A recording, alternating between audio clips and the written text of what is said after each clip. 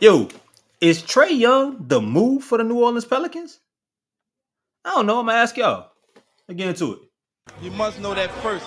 Can't nothing and nobody fade what we trying to do and what we about to do.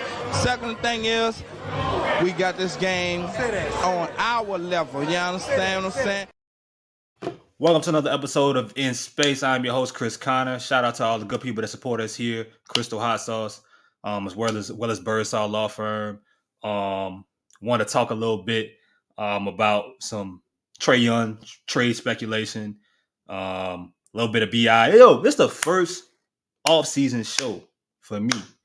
And those of y'all that don't know me, I love this time of the year. Like, it's cool that like now that the season is over with, it felt like a big, I guess, weight kind of lifted off of a lot of people's shoulders with the season being done. A lot of folks can relax.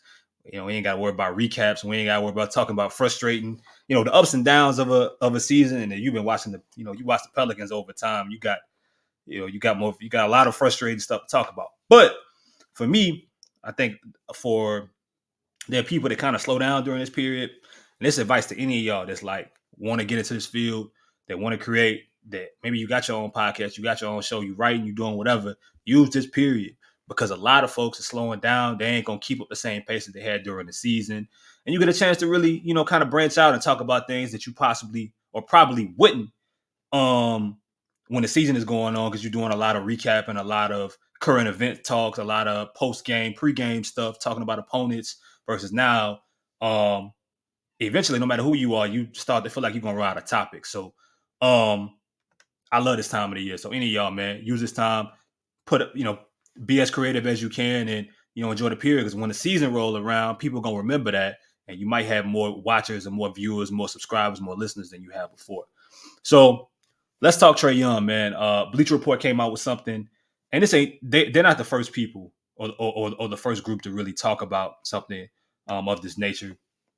Um, Lito tweeted this earlier. Shout out to Lito. Lito was the first. He was where I ended up seeing this. I didn't even see it in Bleacher Report. If y'all didn't get a chance, check out Chaz's recent show as well on Bleacher Report. Um, there you go. See, typically I'd be pointing that way by accident, but I got it this time. But look though.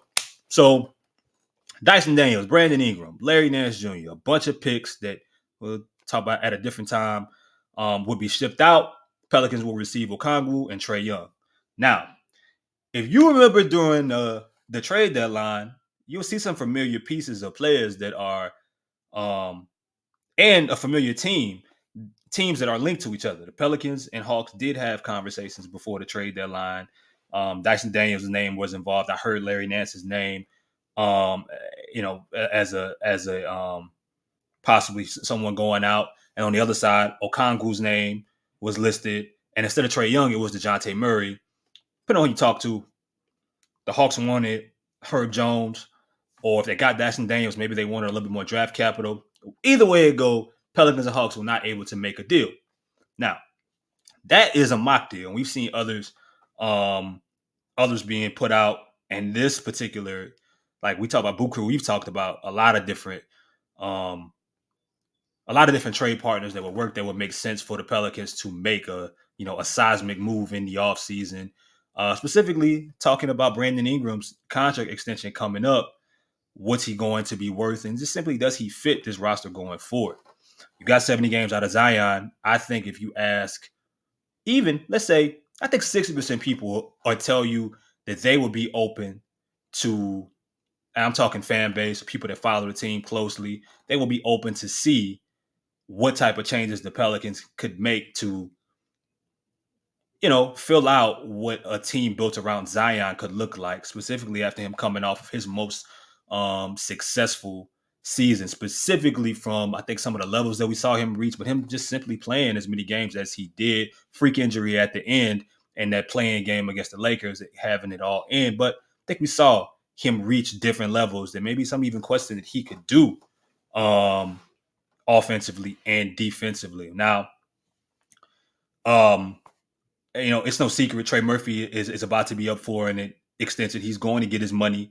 He's going to remain a Pelican. Can you pay somebody $100 million or north of $100 million to have him on your bench when they are as talented as Trey, even with some of his flaws? I don't think you can. And if the Pelicans aren't going to move Herb Jones, who's on a team-friendly contract, which I don't think they will, if you're not going to move CJ McCollum, question mark on that in regards to this year and next. You're not going to run out an all small lineup as your starting lineup, which means just sliding Trey Murphy into the starting lineup and punting center.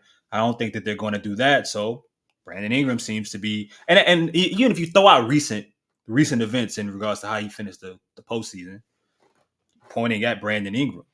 And look, Justin Ross, 5 have all talked about organization. It talked about we talked about even how the team just looks with Jose Alvarado, the team needing a point guard. We've had just a bunch of different conversations as a group of Propels Talk with Chaz and Lido as well about organization that this team could use and maybe some challenges that they have offensively, what this team could look like with a floor general. There's 3 things that I've asked. What do they look like with a floor general? And I'm not just talking about, in transition, I'm talking about half court as well, a floor general, a rim protector, and a stretch 5. Those are the 3 things that I have questions about. Well, you got an opportunity to see maybe 1 or 2 of these things with that move alone. I have my questions about Trae Young and CJ McCollum, some of the things, how that would work defensively. But at this point, I think you get an opportunity to get a guy like Trae Young who can stretch the floor, who's a walking double-double, who, for better or for worse, knows how to manipulate the game. And putting him next to a talent like Zion Williamson, who, in the past, Zion, I believe, has had complimentary things to say about Trae.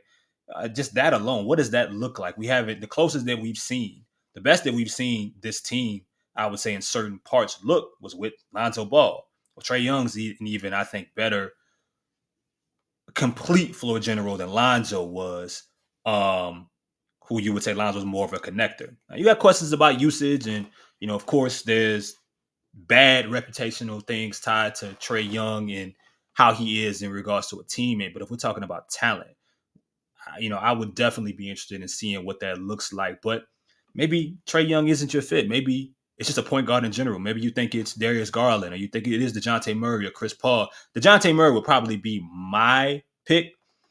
I think Trae Young gives you an overall higher ceiling as a player, but then there's that drop off defensively as well.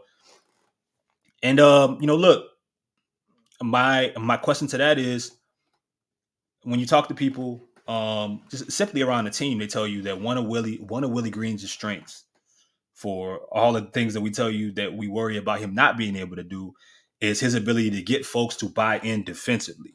And if that is the case, and we've seen certain lineups that on paper shouldn't have to, like the Pelicans finish in top 10 in defensive rating. Yeah, that's a nod to Herb Jones, but you also got to give some credit to Willie Green, because they've consistently been good defensively since Willie has arrived, with a bunch of different players out there, even, all of them that aren't, I guess, defensive stalwarts when we're talking about of personnel. Shout out to Dyson Daniels as well, but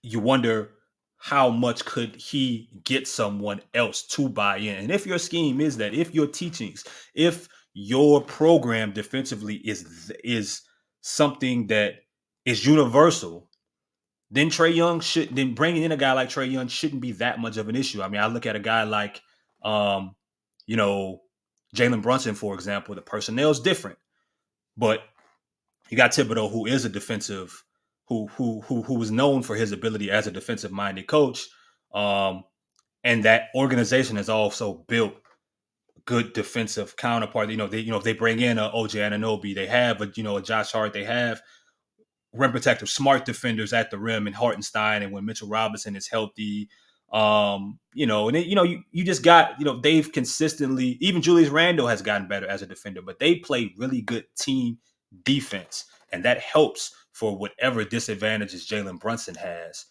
in the backcourt. Are you able to do that with a CJ McCollum and Trae Young? But let's just talk simply Trae Young. Contract. So somebody gonna ask, this is his contract. It's up to expire 27, 28. So he has Looks like here about 4 years left on his deal. There's an early top termination option. That is a conversation for a different show involved. But we're talking about somebody making north of $40 million a year. It's gonna be interesting, man. You could argue that Trae Young hasn't played with a guy like Zion Williamson, and then you have to say, all right, well, you get a guy like Okongwu, who a lot of people that have followed the Pelicans have been interested in, including myself. And in this particular deal, I don't even know if Okongwu has to be your starter. He could just be your change of pace center, similar to what he was doing in Atlanta.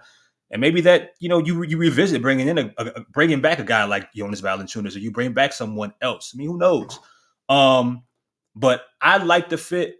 I have other preferences that I would necessarily prefer. I don't know how much I like small backcourts, and that could bringing in Trae Young could signal the exit for others as well. But one of the things I think you need to do now, after the year that Zion Williamson has, is that the first thing is that that Herb Jones is a pillar defensively, and even if Trey Murphy isn't going to be Zion Williamson's sidekick, you need to have him attached to Zion as much as possible. They need to be playing together. And I think Trey has earned, especially considering what he did defensively down the stretch, he's earned the right to be in that starting lineup.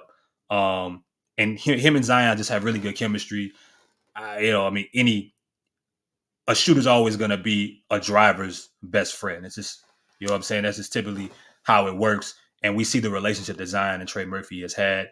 But you're paying a guy $100 million, a guy with his potential, a guy who would start for a large amount of teams around the league. It's time for the Pelicans to do the same.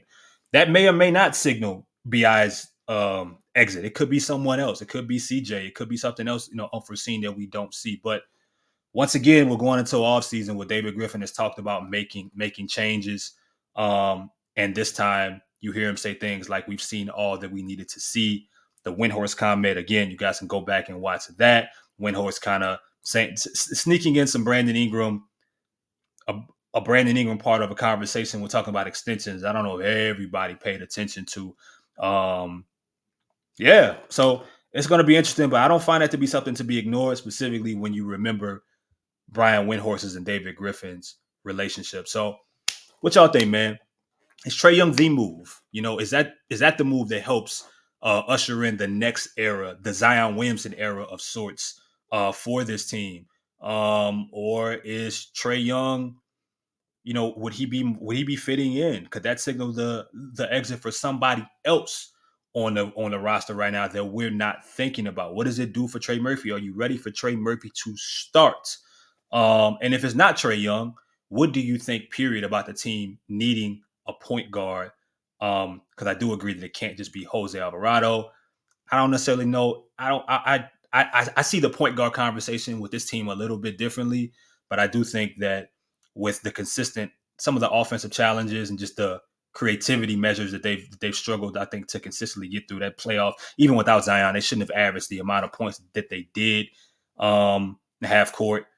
I think one of the things that could help them out is a talent like Trae Young, who is a 3-level scorer, even if he isn't as efficient from three as maybe some envisioned when he came in the league.